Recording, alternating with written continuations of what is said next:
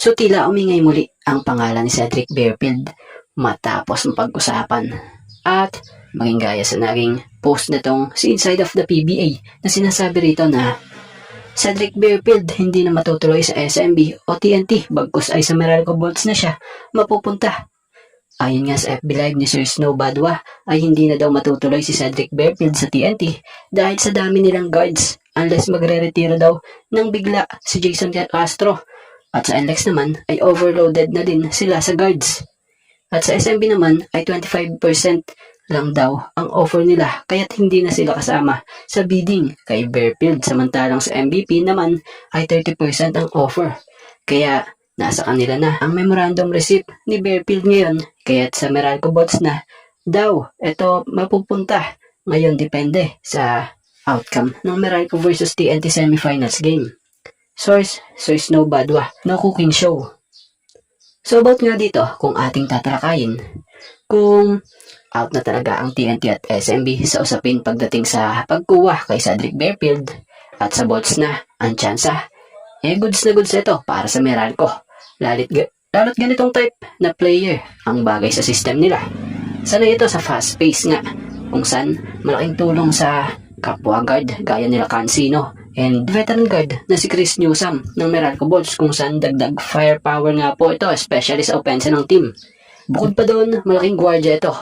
So kagandahan pa sa player na ito halatang dito sa Blackwater, di pa niya na ilalabas yung tunay na laro niya dahil nga sa tila walang gaano siya katuwang or katulong sa pagkayod or kumayod dito. So hindi sa pag-aano swerte ang Meralco kung makukuha nila si Barefield. Pero ang magiging tanong na lang dito, sino kaya ang pupwedeng pakawalan or i-trade dito ng Meralco Bots para makuha sa boss etong si Barefield? So gaya sa nasambit dito sa nabasa natin, ang tila pagkuha kay Barefield ng Bots ay tila nakabatay pa or nakadepende sa magiging outcome ng semifinals na ito ng laban na ito ng Meralco TNT. So tingnan na lang natin at abangan kung gagalaw ba ang baso para kay Barefield, kung ito ba ay malilipat sa ibang team or mananatili pa rin talaga sa bossing. So paalala lamang po nagbigay nga lamang po tayo ng kaunting reaksyon at opinion patungkol nga sa nabasa natin ito. Pero kung kayong tatanungin, ano ang opinion nyo? So inaasahang sa next conference, makakakita na tayo ng bagong mukha dito sa San Miguel Beermen. Siyempre, hindi lang sa SMB, maging sa Terra Firma Jeep.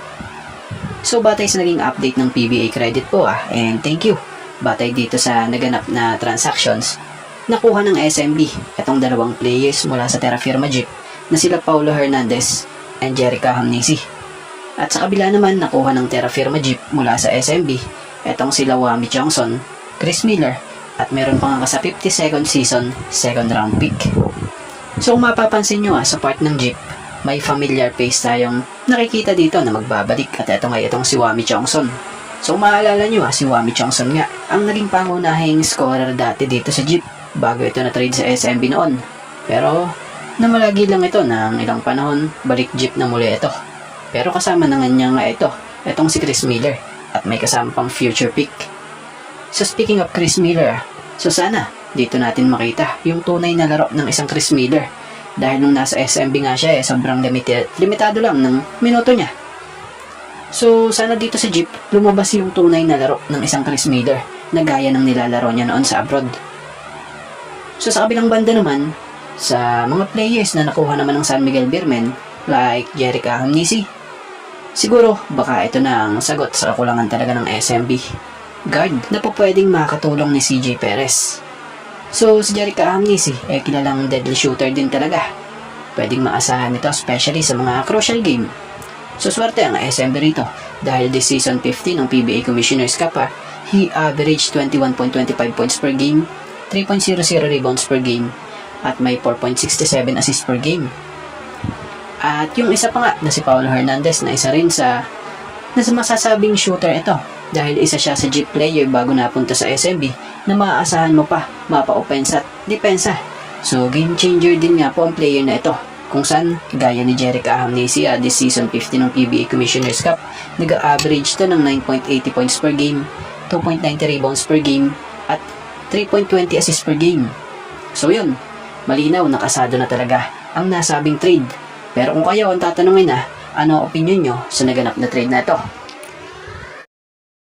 At bago nga ang lahat, baka naman po pwedeng makahingi ng isang subscription para sa ating channel or pakifollow na rin po kung nagustuhan nyo ang ating mga basketball update. At kung ito na may makakabigat para sa inyo, kahit isang like and share na lamang po. Maraming salamat po.